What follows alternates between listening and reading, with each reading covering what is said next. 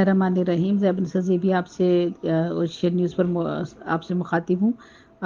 اور یہ اتوار کا پروگرام جو سورت کے حوالے سے میں کرتی ہوں، اس میں آج میں نے جس سورت کا انتخاب کیا ہے وہ سورہ شعراء ہے۔ اور سورہ شعراء کا جہاں تک تعلق ہے تو یہ دور اس کا نزول جو مکی ہے، مکی میں ہوا ہے، اور عدد پارہ 25واں ہے، اعداد و شمار 5 رکوع ہیں اور 53 اس کی آیات ہیں، اور قرآن مجید کی یہ 42ویں سورت ہے۔ اور اس کا جو نام ہے شورا، یہ اس کی صورت میں صورت میں آیا ہے، اس کا نام صورت میں ہی آیا ہے۔ اور کہ جہاں تک جو ہے یہ اس صورت کی بارے میں کہا گیا ہے کہ جو اس صورت میں جو ہے وہ اس صورت میں سرداران قریش کی اندھی بحری مخالفت پر بڑی کاری ضربیں لگائی گئی ہیں۔ اس صورت میں اندھی بحری مخالفت میں سرداران جو قریش تھے ان کی اندھی بحری مخالفت، یعنی وہ جو تھے وہ حضور صلی اللہ علیہ وآلہ وسلم کے لیے بغیر سوچ سمجھے جو ان پر تہمتیں اور مخالفتیں اور جو بڑا ظالمانہ سلوک کر رہے تھے اور ان کے ساتھ بڑے ستمگرانہ انداز اختیار کیے ہوئے تھے،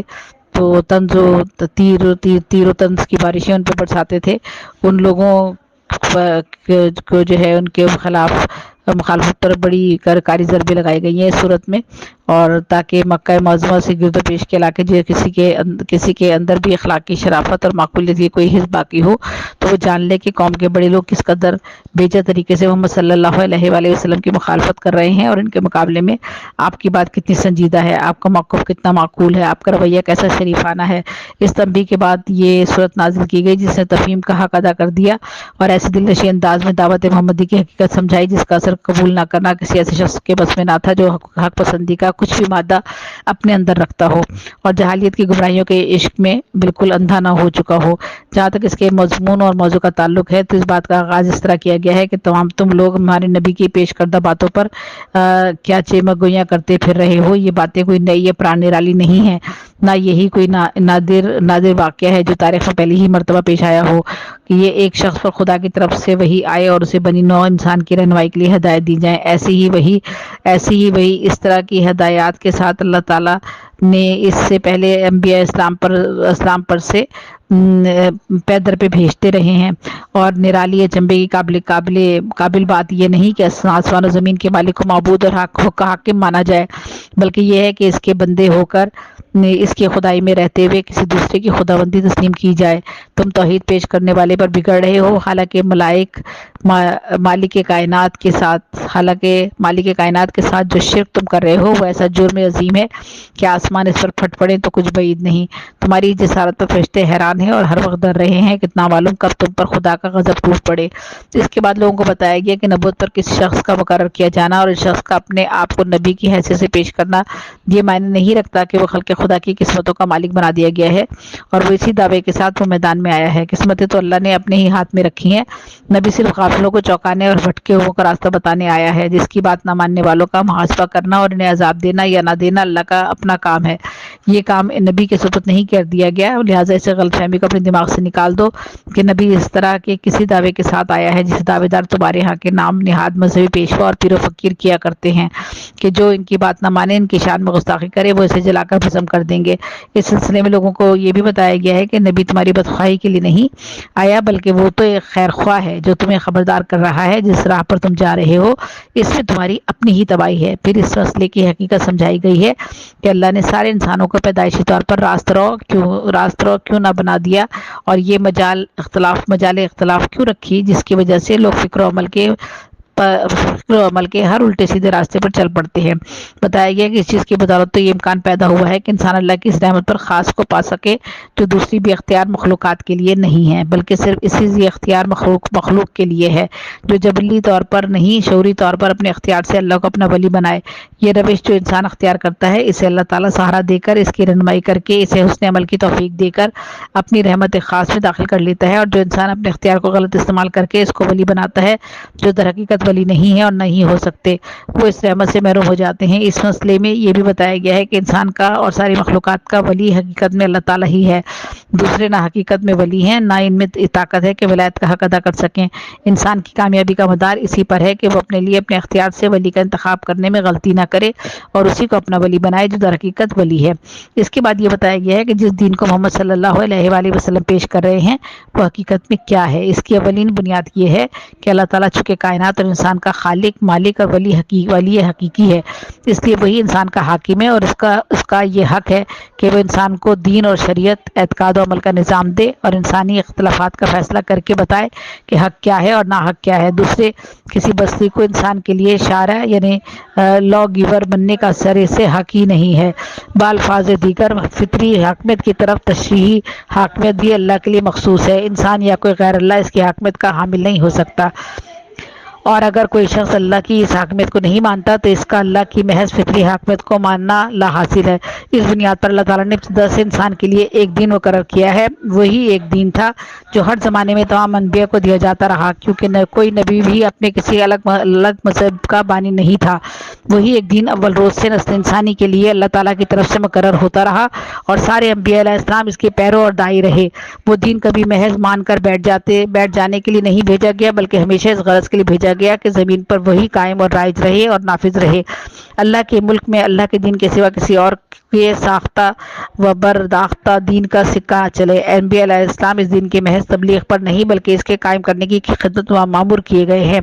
نوع انسانی کا اصل دین یہی تھا، مگر انبیاء کے بعد ہمیشہ یہ ہوتا رہا کہ خود غرض لوگ اس کے اندر اپنی خود پسندی، خود رائے اور خود نمائی کے باعث اپنے مفاد کے خاطر تفرقے برپا کر کے نئے مذہب نکالتے رہے۔ دنیا میں یہ جتنے بھی مختلف مذاہب پائے جاتے ہیں سب اسی ایک دین کو بگاڑ کر پیدا کیے گئے ہیں۔ اب محمد صلی اللہ علیہ وآلہ وسلم اس لیے بھیجے گئے ہیں کہ ان متفرق طریقوں اور مصنوعی مذہبیوں اور انسانی ساخت کے دینوں کی جگہ وہی اصل دین لوگوں کے سامنے پیش کریں اور اس کو قائم کرنے کی کوشش کریں۔ اس پر خدا کا شکر ادا کرنے کے بجائے اگر تم الٹے بگڑتے ہو اور لڑنے کو دوڑتے ہو تو یہ تمہاری نادانی ہے، تمہاری حماقت کی وجہ سے بس نبی اپنا کام نہیں چھوڑ دے گا۔ وہ اس بات پر مامور ہے کہ پوری استقامت کے ساتھ اپنے موقع پر جم جائے اور اس کا کام پورا کرے جس پر وہ مامور ہے۔ اس سے یہ امید نہ رکھو کہ وہ تمہیں راضی کرنے کے لیے دین میں ایسی اوہام و خرافات اور جاہلیت کی رسموں اور طریقوں کے لیے کوئی گنجائش نکالے گا جن سے خدا کا دین پہلے خراب کیا جاتا رہا ہے۔ تم لوگوں کو یہ احساس نہیں ہے کہ اللہ کے دین کو چھوڑ کر غیر اللہ کے بنائے ہوئے دین اور آئین کو اختیار کرنا اللہ کے مقابلے میں کتنی بڑی جسارت ہے۔ تم اپنے نزدیک اس دنیا کا معمول سمجھ رہے ہو اور تمہیں اس میں کوئی قباحت نظر نہیں آتی، بلکہ اللہ کے نزدیک یہ بدترین شرک اور شدید ترین جرم ہے جس کی سخت سزا ان سب لوگوں کو بھگتنی پڑے گی جنہوں نے اللہ کی زمین پر اپنا دین جاری کیا اور جنہوں نے ان کے دین کی پیروی اور اطاعت کی۔ اس طرح دین کا ایک صاف اور واضح تصور پیش کرنے کے بعد فرمایا گیا کہ تم لوگوں کو سمجھا کر راہ راست پر لانے کے لیے جو بہتر سے بہتر طریقہ ممکن تھا وہ استعمال کیا جا چکا۔ ایک طرف اللہ نے اپنی کتاب نازل فرمائی جو نہایت دل نشیں طریقے سے تمہاری اپنی زبان میں تمہیں حقیقت بتا رہی ہے، دوسری طرف محمد صلی اللہ علیہ وآلہ وسلم اور ان کے اصحاب کی زندگیاں تمہاری آنکھوں کے سامنے موجود ہیں جنہیں دیکھ کر تم جان سکتے ہو کہ اس کتاب کے رہنمائی میں کیسے انسان تیار ہوتے ہیں۔ اس پر بھی اگر تم ہدایت نہیں پاؤ گے تو پھر دنیا میں کوئی چیز تمہیں راہ راست پر نہیں لا سکتی۔ اس کا نتیجہ تو پھر یہی ہے کہ تمہیں اس گمراہی میں پڑا رہنے دیا جائے جس میں تم صدیوں سے مبتلا ہو اور اسی انجام سے تم کو دور چار کر دیا جائے جو ایسے گمراہوں کے لیے اللہ کے ہاں مقدر ہے۔ ان حقائق کو بیان کرتے ہوئے بیچ میں اختصار کے ساتھ توحید اور آخرت کے دلائل پرستی کے نتائج کو متنبع کیا گیا ہے، آخرت کی سزا سے ڈرایا گیا ہے اور کفار کو ان کے اخلاقی کمزوریوں پر گرفت کی گئی ہے جو ہدایت سے ان کے منہ موڑنے کا اصل سبب تھیں۔ پھر کلام کو ختم کرتے ہوئے دو اہم باتیں ارشاد فرمائی گئی ہیں، ایک یہ کہ محمد صلی اللہ علیہ وآلہ وسلم کا اپنی زندگی کے ابتدائی 40 سال میں کتاب کے تصور سے بالکل خالی الذہن اور ایمان کے مسائل و بحث سے قطعی ناواقف رہنا اور پھر یکیک ان دونوں چیزوں کو لے کر دنیا کے سامنے آ جانا آپ کے نبی ہونے کا کھلا ہوا ثبوت ہے۔ دوسرا یہ کہ آپ کے اپنی پیش کردہ تعلیم کو خدا کی تعلیم قرار دینا یہ معنی نہیں رکھتا کہ آپ خدا سے رو در رو کلام کرنے کے مدعی ہیں، بلکہ خدا نے یہ تعلیم تمام انبیاء علیہ السلام کی طرح آپ کو بھی 3 طریقوں سے دی ہے، ایک وحی، دوسرے پردے کے پیچھے سے آواز اور تیسرے فرشتے کے ذریعے سے پیغام۔ یہ وضاحت اس لیے کی گئی ہے کہ مخالفین پہ یہ الزام تراشی نہ کر سکیں کہ حضور صلی اللہ علیہ وآلہ وسلم خدا سے روح در روح کلام کرنے کا دعویٰ کر رہے ہیں، اور حق پسند لوگ یہ جان لیں کہ اللہ تعالیٰ کی طرف سے جو انسان نبوت کے منصب پر سرفراز کیا گیا ہو اسے کن طریقوں سے ہدایت دی جاتی ہے۔ یعنی یہ جو ہے یہ میں نے آج آپ کے سامنے سورہ شعراء کے بارے میں بتایا ہے. اس کے جو مضامین ہیں ان کو میں مختصراً ایک دفعہ اور یہاں پر چند ایک جملوں میں بتا دیتی ہوں. جیسے چند سورہ شعراء کے جو چند اہم مضامین ہیں ان کا کن کن مضامین کا تذکرہ کیا گیا ہے اس صورت میں. اس صورت میں ملائکہ اہل زمین کے لیے بخشش طلب کرنا، وحی سے مقصود لوگوں کو ڈرانا. اللہ تعالیٰ چاہتا تو سب لوگوں کو ایک طریقے پہ متفق کر دیتا. فرقہ بندی کا حل، اللہ کے فیصلے کی طرف رجوع کرو. اللہ تعالیٰ کی مثل کوئی بھی نہیں ہے. رزق کی کشادگی اور تنگی اللہ تعالیٰ کے ہاتھ میں ہے. ہماری شریعت اللہ تعالیٰ کی مقرر کردہ ہے، خود ساختہ نہیں، جس سے اختلافات ختم جنم لیتے ہیں. ایمان والے قیامت سے ڈرتے ہیں جبکہ کافر اسے جلدی مانتے ہیں. دنیا کا طالب آخرت میں تمام بھلائیوں سے محروم رہے گا. اور غیر اللہ کی شریعت سازی پر عمل کرنا بھی شرک ہے. قرابت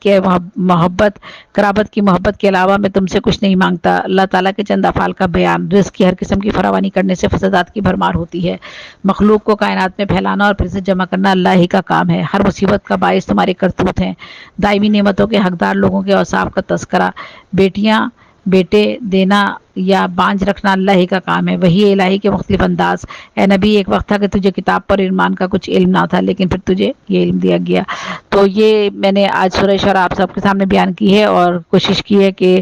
آپ جو ہے وہ اس سے استفادہ کر سکیں جو میں نے استفادہ کیا ہے اس سے. آخر میں آپ سب لوگوں سے اجازت چاہتی ہوں. آپ سے بھی کوئی اجازت دیجیے. انشاءاللہ اللہ نے چاہا تو آپ سے اگلے کسی پروگرام میں پھر ملاقات ہوگی.